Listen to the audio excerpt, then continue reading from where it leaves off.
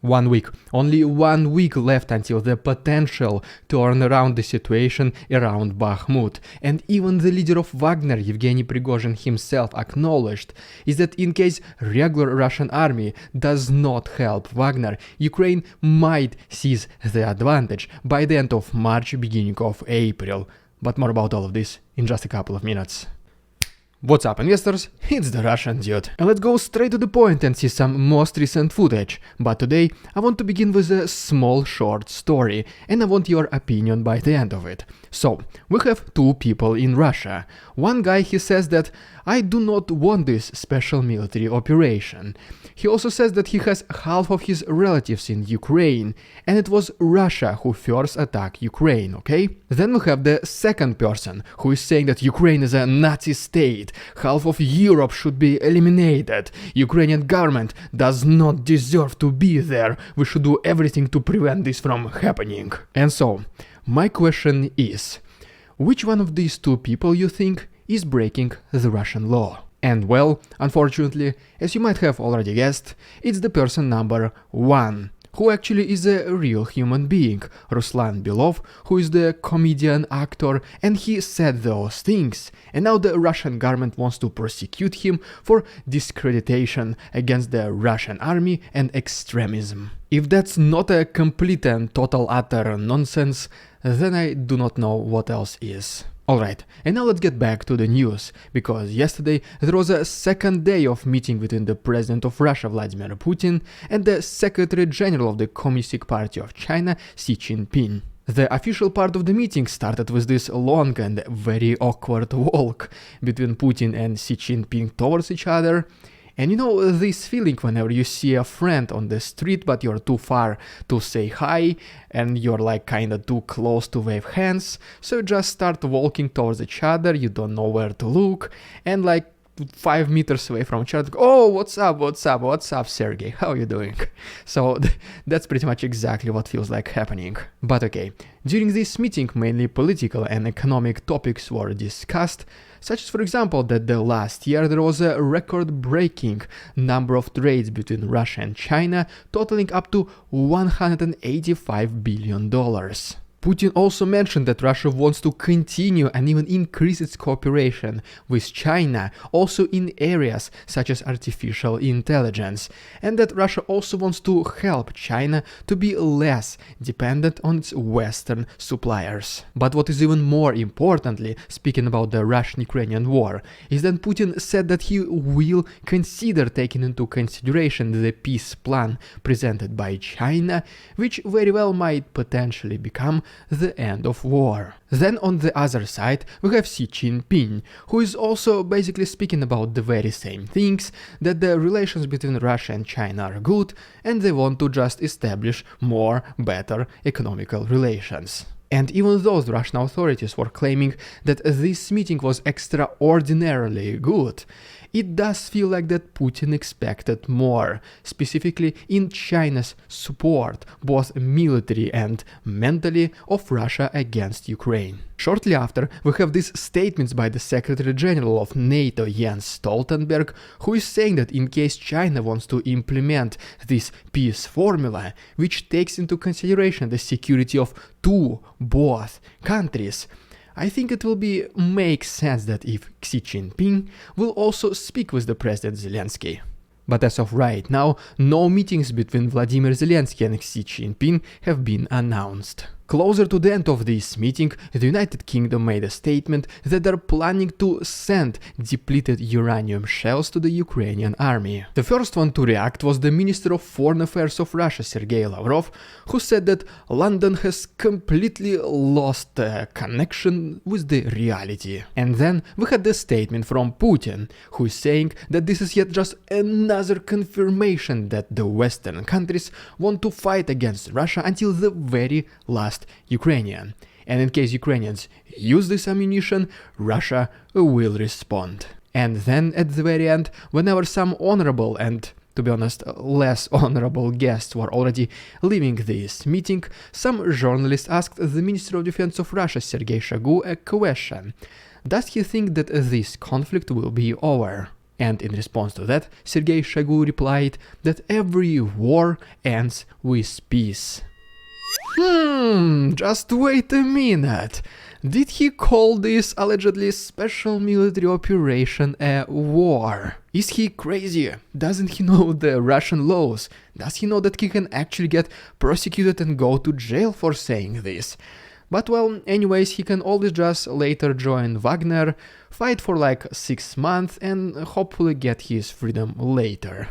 But, I mean, anyways, if you also think that he just broke the law and discredited the Russian army, maybe just a little bit of extremism as well, let's just all together like this video and subscribe to my channel to see how many of us are right here. You can also follow my second channel, The Russian Dude Clips, where I post every single day under 1-minute summaries. The link will be down below. But okay, back to more serious news, because recently the Prime Minister of Japan, Fumio Kishida, he unannouncedly visited the Ukrainian city of Bucha. Rightfully so, he felt devastated after this visit, and potentially we might see previously yet neutral Japan to be assisting Ukraine in one way or another. Then we have this video of Australian single-use carton drones, which they might look flimsy, but they can fly up to 120 kilometers and deliver a couple of kilograms of cargo. These are obviously not combat drones,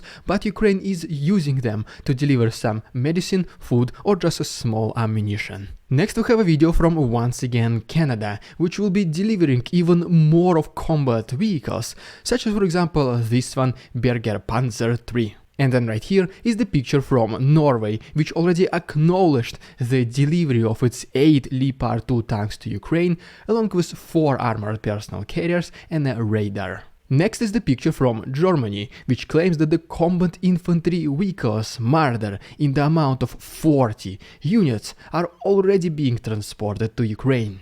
And ultimately we have the statement from the US, which claims that they want to speed up the delivery of their Abrams tanks.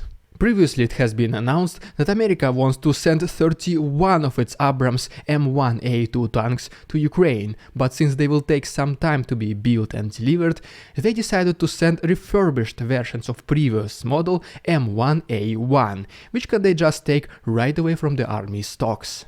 And in addition to that, the air defense system Patriot from America will also come way sooner than anticipated, because Ukrainian soldiers already finished the training, which will be extremely beneficial for Ukraine, because as of right now they are only able to intercept cruise missiles, but they still cannot do it against ballistic missiles.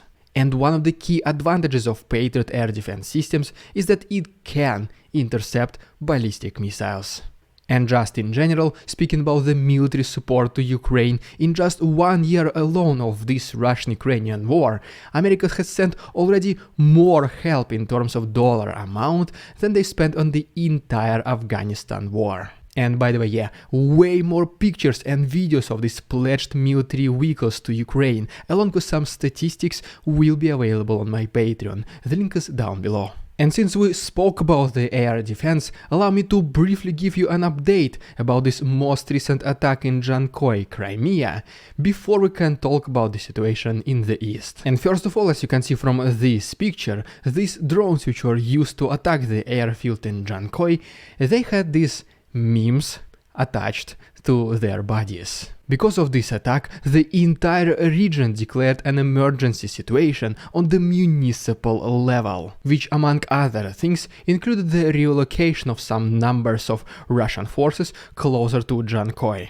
And just like exactly I predicted in my previous video, the Russian authorities claimed that nothing significant happened. All the drones and missiles, where there were missiles, they were intercepted, the Russians are safe and no military objects have been attacked. But all of us, we already know the truth, because the defense intelligence of Ukraine already confirmed that a small batch of Kinjal missiles were destroyed as a result of this attack. Next we go to Odessa Odessa region, which unfortunately recently has been attacked by Russians. As a result of this attack, one of civilian buildings has been damaged. Then we go to Zaporozhye region, where Ukrainians reportedly destroy a Russian military base located in Peremozhne. And as we go even more to the east, right here we have a picture from the current condition of Mariupol. And as you can see, the city is not a piece of heaven, like these allegedly random citizens or residents were claiming to Putin yesterday. And just one of the potential reasons why Russians started to rebuild this city so quick, it is to hide the evidence of their war crimes, such as, for example, destroying the civilian infrastructure. Next we go a little bit more to the north to Marinka, where Ukrainians reportedly destroyed a Russian assault group along with their armored personnel carrier. And then, according to the report by the Institute for the Study of War, Russians continued their offensive along Kupiansk, Svatove, Kreminna front line, but neither of those attacks were even successful. But in return, reportedly, Ukrainians were able to destroy, thanks to artillery, a small Russian military base along with their ammunition depot in Vladimirovka. And ultimately, the Ministry of Defense of Ukraine revealed those Ukrainian officers responsible for the defense in Bakhmut. And as of right now, this legendary defense is managed by the Brigadier General Andriy Khnatov. And speaking about Bakhmut, right here we have a video from one of the soldiers inside the city, which shows literally just a babushka walking in the city amid gunfires. And I mean, if already the regular residents are no longer afraid of the Russian invaders, what else can you say about the defenders of Bakhmut? And by the way, you can see the full versions with sounds of every video that I showed today in my episode on my Patreon. I also uploaded around 30 photos and videos of combat and drone footage, which I have not shown at all. And so right now, please take advantage of this 1 week of completely free trial on my Patreon, the link is down below. But yeah, back to Bakhmut, where it does look like that the situation is slowly but surely changing, and Ukraine might take the advantage in as early as in only 1 week. One of the main directions of Russian attacks comes from the north and northwest of the city, somewhere around Hromove, but Ukrainians were able to significantly slow down the advancement of Russians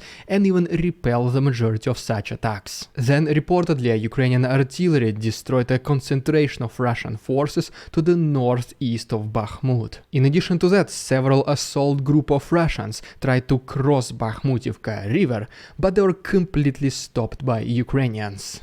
And ultimately, they were even able to destroy a heavy artillery firing position of Russians in Zelenopilia.